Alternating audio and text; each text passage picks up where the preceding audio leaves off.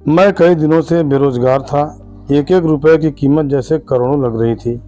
इस उठापटक में था कि कहीं कोई नौकरी लग जाए। आज एक इंटरव्यू था, पर दूसरे शहर जाने के लिए जेब में सिर्फ 10 रुपए थे। मुझे कम से कम 200 रुपयों की जरूरत थी। अपने इकलौते इंटरव्यू वाले कपड़े रात में धोकर पड़ोसी की प्रेस मांग करके तैयार कर पहन अपने योग्यताओं की मोटी फाइल बगल में दबाकर 2 बिस्कुट खा के निकला। लिफ्ट ले पैदल जैसे तैसे चिलचिलाती धूप में तरबतर, बस इस उम्मीद में बस स्टैंड पहुंचा कि शायद कोई पहचान वाला मिल जाए जिससे सहायता लेकर इंटरव्यू के स्थान तक पहुंच सकूं। काफ़ी देर खड़े रहने के बाद भी कोई नहीं मिला। मन में घबराहट और मायूसी थी। क्या करूंगा, अब कैसे पहुंचूंगा? पास के मंदिर पर जा पहुंचा। दर्शन कर सीढ़ियों पर बैठा था। मेरे पास में ही एक फकीर बैठा था। उसके कटोरे में मेरी जेब और बैंक अकाउंट से भी ज़्यादा पैसे पड़े थे। मेरी नज़रें और हालात समझ के बोला, कुछ मदद चाहिए क्या? मैं बनावटी मुस्कुराहट के साथ बोला, आप क्या मदद करोगे? चाहो तो मेरे पूरे पैसे रख लो। वो मुस्कुराता हुआ बोला। मैं चौंक गया। उसे कैसे पता मेरी ज़रूरत? मैंने कहा, क्यों, शायद आपको ज़रूरत है। वो गंभीरता से बोला, हाँ है तो, पर तुम्हारा क्या? तुम तो दिन भर मांग के कमाते हो। मैंने उसका पक्ष रखते हुए कहा। वो हंसता हुआ बोला, मैं नहीं मांगता साहब, लोग डाल जाते हैं मेरे कटोरे में पुण्य कमाने के लिए।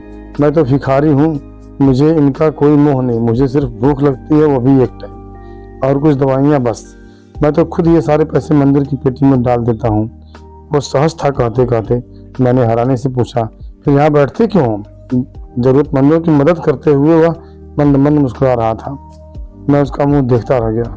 उसने 200 रुपये मेरे हाथ पर रख दिए और बोला, जब हो तब लौटा देना। मैं उसका शुक्रिया जताता हुआ वहाँ से अपने गंतव्य तक पहुँचा। मेरा इंटरव्यू हुआ और सिलेक्शन भी। मैं खुशी खुशी वापस आया। सोचा उस फकीर को धन्यवाद दे दूं। मैं मंदिर पहुंचा। बाहर सीढ़ियों पर भीड़ लगी हुई थी। मैं घुस के अंदर पहुंचा। देखा वहीं फकीर मरा पड़ा था। मैं भौचक्का रह गया। मैंने दूसरों से पूछा, यह कैसे हुआ? पता चला वो किसी बीमारी से परेशान था, सिर्फ दवाइयों पर जिंदा था। आज उसके पास दवाइयाँ नहीं थी और न उन्हें खरीदने के लिए पैसे। मैं अवाक सा उस फकीर को देख रहा था। अपनी दवाइयों के पैसे वो मुझे दे गया था।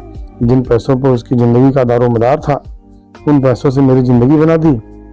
भीड़ में से कोई गाली देता हुआ बोला, अच्छा हुआ मर गया, ये भिखारी भी बोझ होते हैं, कोई काम के नहीं। मेरी आंखें डबडबा आई। वो भिखारी कहाँ था? वो तो मेरे लिए भगवान ही था, नेकी का फरिश्ता, मेरा भगवान।